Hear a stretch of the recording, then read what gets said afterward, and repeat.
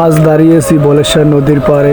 জোয়ারের পানিতে চারদিকে থই থই করছে। নদীর বুক জুড়ে দুলছে সারি সারি ট্রলার। প্রকৃতির এই অপরূপ সৌন্দর্য মনকে এক অন্যরকম শান্তি দেয়। কিন্তু এই সুন্দর দৃশ্যের আড়ালে লুকিয়ে আছে নদীর পাড়ের মানুষের দীর্ঘশ্বাস। ইলিশের সংকটে জেলেদের জাল যেন বারবার ফিরে আসে খালি হাতে। হাসির বদলে চোখে মুখে এমন শুধু দুশ্চিন্তা আর হাহাকার।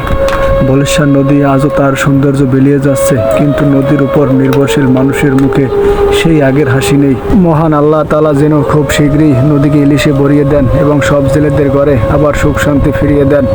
সবাই দোয়া করবেন। ভিডিওটি ভালো লাগলে সবাই লাইক কমেন্ট শেয়ার করবেন। ধন্যবাদ সকলকে।